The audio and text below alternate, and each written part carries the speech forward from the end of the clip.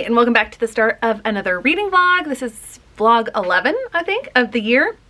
I just finished my longer midweek run because marathon training is ramping up. I'm diving right into an update. This is going to be a fairly full school week, so I have only 3 books on the TBR. I'll just show you the pile real quick. So I'm continuing on with Elantris, then I'm gonna read that other nonfiction book that I got at Acapella Books in Atlanta, and The War Outside by Monica Hess. I think that's reasonable, especially since running is ramping up because it's getting close to peak week for marathon training. I'm full on with running right now. I teased a rebrand or a new branding a few vlogs back. That's still in the works. I'm still thinking about that. It also includes running, so I'm probably gonna have more running content if I can figure out how to vlog that and get that included along with my reading. So I'm about to get some school stuff done. I know it's a day off, but I need to get a study guide and a test made and get that ready, and I'm going to enjoy my giant smoothie because I also need to go grocery shopping, and it was raining this morning and I didn't feel like going grocery shopping in the rain. There is a rather chaotic start to the vlog, but that's okay. Vlog 11, last week of April, last week of the readathons. I think I will be successful in the books that I want to read this month. I've found some really good ones, so I'm hoping to find a few more because I got one of my new favorite authors, Monica Hess, got one of her books up this week. Happy Tuesday, checking in. School started again. We have one of our students back from alternative school on time, but there's some things going on with that where politics and bureaucracy and education is lots of fun. Today went fine. Things are gonna be fine, but it's the end of the year. We've got 7 weeks. I thought it was 5. 7 weeks, but it's just that there's something every single week, something happening. No breaks until May, and it's career day tomorrow, and this is not the place for my thoughts on all this career focus and push at the middle school level. 11 to 14-year-olds usually don't know what they're gonna do in their life, and they don't have to. They don't need to, they don't need to worry about that. But anyway, it's a big thing, all about the workforce. Not gonna get off on that tangent. Anyway, so tomorrow's career day, which means my plans for a Kahoot review for before the test, out the window. I don't know. Maybe I won't even do it because these kids don't seem to care. Another rant. Hi, this is the end of the day. Life in a teacher. Reading update. I am listening to Well of Ascension on audiobook. Really, really enjoying it. I love diving back into this world. There's so much. You read The Final Empire and you think this could be a standalone. But then you start listening, you start reading Well of Ascension and you realize how many things were not actually wrapped up. And you're like, oh wait, we do need more because so much was not wrapped up and it needs to be. Continuing on the Brandon Sanderson, I'm still reading Elantris physically. I'm at page 300, got to that this morning. My kids are very surprised that I woke up and read a book, but then again, they say I'm a nerd and I say, yeah, you're right. This is much slower moving than Mistborn. Not that Mistborn is action-packed, but I have heard that especially the first part, which I have just finished, is a lot slower moving. So I'm okay with that. I know that the Sanderlanche comes towards the end of, I mean, that's typical of Brandon Sanderson books. So I'm seeing how these pieces are coming together. I really love the 3 perspectives that we have. I do not like Hrathen. You're not supposed to, but there's like little glimpses or things that Sanderson puts in. I'm like, wait, are you trying to make me like him? I don't like him. And you're not supposed to. It's a really fascinating concept that I didn't think it would be a concept that I enjoyed. I don't think this is gonna be one of my highest rated for these, but obviously I am now a Sanderson fan, plan on reading everything he has on offer. So now I'm going to go take a shower, just finished my run, an easy 6 miles, did strength training with my mom, with my lovely gym back here. So now I need to shower, eat, all that good stuff. So I just finished filming my May TBR and I could have gone and taken a shower and done something with my hair, but I don't really ever feel like doing stuff like this. I never wear makeup, so this is what you get. I ran 6 miles at school, got a phone call in the middle of that where I have some decisions to make, which could change some things, good things. That was interesting. Got a lot to think about when all I want to do is read, but oh well. This morning I did start reading The War Outside.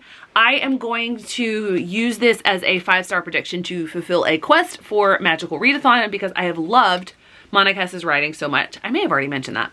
The first few pages, it's in italics and it's in first person. Most of the text, so I was gonna say that most of the text is in third person, but it's not. It's just, you can tell that it's a different voice. I think it's the perspective of, it's more of a past perspective looking on.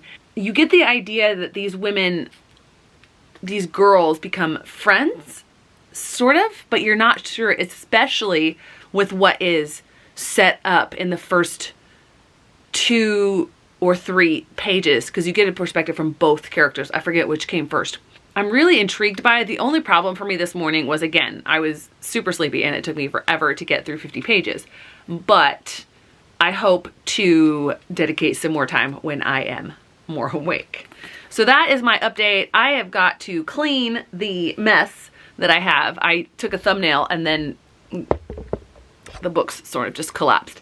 And then I am going to film later a second quarter book haul. There's going to be more books in it than I thought because I realized my school is having a BOGO sale and like, let me go see if they have any good books. And so that final stack right there by the wall, that's what I walked away with. I think it's 10 books. I have a book problem, but I don't care.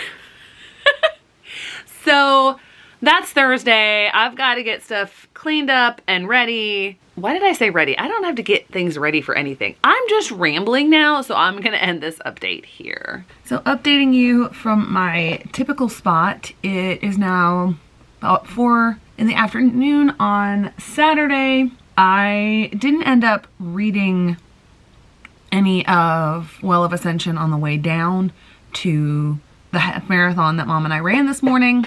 We talked a lot.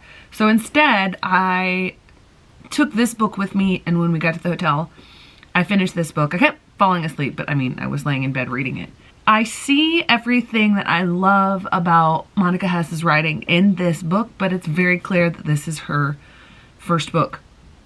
And I think that the dual perspective that you get, because she splits it just about evenly between these two characters, but I think the dual perspective hindered the development that you would need to explain things that happened in the book. I think that ultimately it ended up falling flat for me. So I said this was a predicted 5-star read because she's an auto-buy author for me. It's not going to be 5 stars. I still enjoyed it. I still think it's really powerful. I think though that she had the ability and the good growth as an author from her first book to her later ones, and I don't think it's a surprise that The Girl in the Blue Coat was the thing that took off and not this one. On the way down, I did listen to more of Well of Ascension. I'm really loving it. Currently, I am participating in Sprints for Magical Readathon. It's like late night study because, you know, Magical Readathon, you're in a magical class and etc.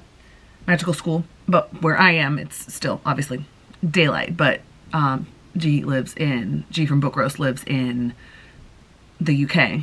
So, and they're 5 hours on. So it's getting to be evening now. But during that, I read this book that I picked up on my Atlanta book haul, A Better Life for Their Children. I knew I would love it, and I did. The layout of this book, I just really appreciated. Most of the writing is done by the photographer, Andrew Failer, sorry. I loved the black and, because all of the photographs are in black and white. He has really incredible skill with these photographs. Most of the pages combined a photograph with more text, but some of the pages were just photographs it told the story, it sectioned into chapters of the different phases of the Rosenwald schools. I really enjoyed it. So now I have started The Rose and the Dagger, which will probably be my only series completion this month. I don't know how I missed that this was a duology or a series, because when I read the series recap of The Wrath and the Dawn, I'm like, wait, it leaves off on a cliffhanger. How could I not realize that it was, I don't know what I was thinking and not picking up the second book right away. So I'm only 46 pages into it, and it's pretty substantial. So there's 416 pages in this. So I don't know that I'll get it done today, especially since I really want to try to get Will of Ascension nearly completed. If I complete Will of Ascension in this 24-hour readathon as part of Magical Readathon, then I will be done with all of my classes.